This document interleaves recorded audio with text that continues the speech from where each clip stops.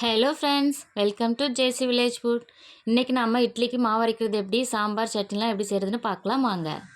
அதுக்கு 1 கிலோ இட்லி அரிசி எடுத்து நல்லா வாஷ் பண்ணிவிட்டு 4 மணி நேரம் ஊற வச்சு எடுத்துக்கலாம். 1 கிலோ அரிசிக்கு 200 கிராம் உளுந்து எடுத்துக்கலாம். 1 டீஸ்பூன் அளவுக்கு வெந்தயம், அதையும் நல்லா வாஷ் பண்ணிவிட்டு 1 மணி நேரம் ஊற வச்சு எடுத்துக்கலாம். இப்போ உளுந்தை ஃபஸ்ட்டு அரைச்சி எடுத்துக்கலாம். அப்புறமா கொஞ்சம் கொஞ்சமாக தண்ணி சேர்த்து அரைச்சிக்கலாம். உளுந்து ஊற வச்ச தண்ணியவே சேர்த்து அரைச்சிக்கலாம். அப்புறம்தான் அந்த தண்ணி தெளித்து அரைச்சோன்னா மாவு நல்லா பொங்கி வரும்.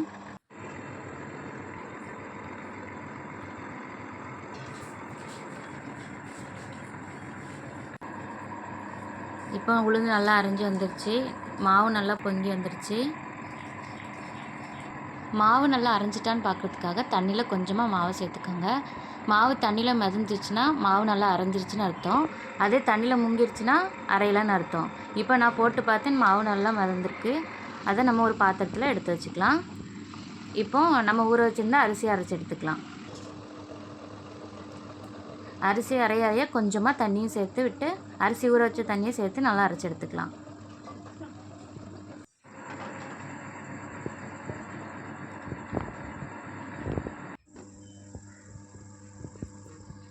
இப்போ மாவு நல்லா அரைஞ்சிருச்சு.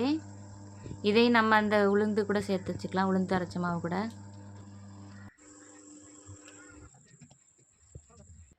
இப்போ இது ரெண்டையும் சேர்த்து நல்லா மிக்ஸ் பண்ணி விட்டுக்கலாம்.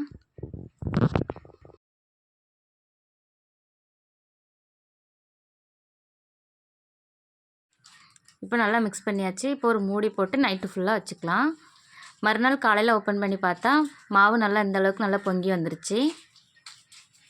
இப்போ அதை நல்லா மிக்ஸ் பண்ணி விட்டுக்கோங்க. தேவையான அளவுக்கு உப்பு சேர்த்துக்கலாம். உப்பு சேர்த்து நல்லா மிக்ஸ் பண்ணி விட்டுக்கலாம். இப்போ நம்ம இட்லி ஊற்றுறது எப்படின்னு பார்க்கலாம்.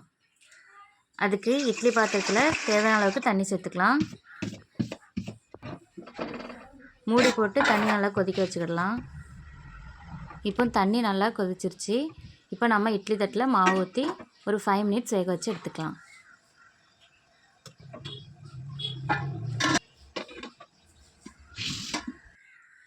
ஃபைவ் மினிட்ஸ் கழித்து ஓப்பன் பண்ணி பார்த்தா நல்லா புசு புசுன்னு இட்லி வந்துருச்சு. இட்லி வந்துருச்சான்னு பார்க்குறதுக்காக ஒரு சின்ன குச்சி எடுத்து இட்லியில் குத்தி பார்த்துக்கோங்க. அதில் மாவு ஒட்டி இருந்துச்சுன்னா இட்லி வேகலைன்னு அர்த்தம். ஒட்டாமல் வந்துருச்சுன்னா இட்லி வெந்துருச்சுன்னு அர்த்தம். இப்போ இட்லி நல்லா வெந்துருச்சு. இதை நம்ம கொஞ்சமாக தண்ணி தெளித்து இட்லி எடுத்துக்கலாம்.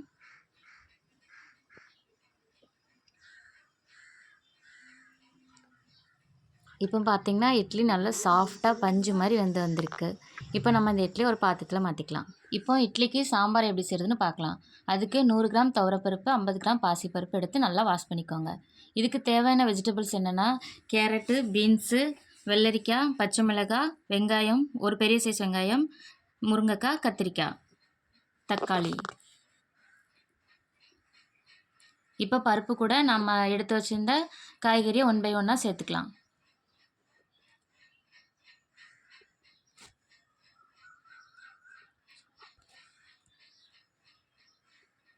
அப்புறமா ஒரு 30 கிராம் அளவுக்கு சாம்பார் பொடி சேர்த்துக்கலாம்.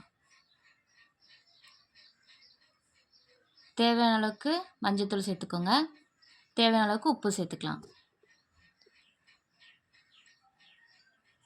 கொஞ்சமாக பெருங்காயத்தூள் சேர்த்து நல்லா மிக்ஸ் பண்ணி விட்டுக்கலாம்.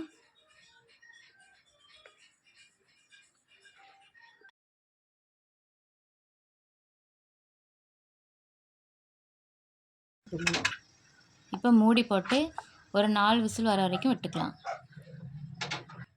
முருங்கைக்காயை தனியாக வேக வச்சு எடுத்துக்கலாம்.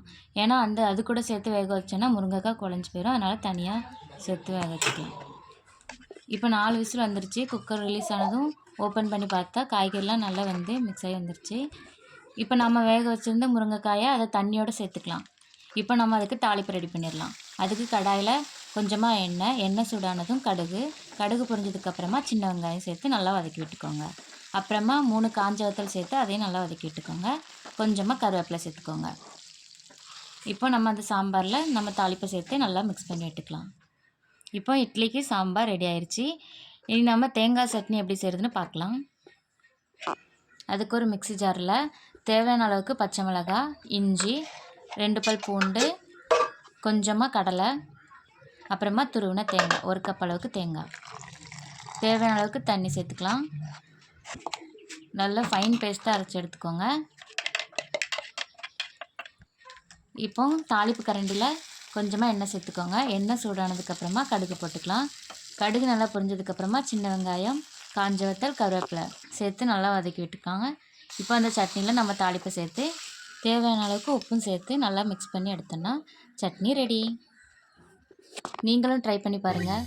மறக்காமல் நம்ம சேனலை லைக் பண்ணுங்கள், ஷேர் பண்ணுங்கள், கமெண்ட் பண்ணுங்கள், சப்ஸ்கிரைப் பண்ணுங்கள். தேங்க்யூ.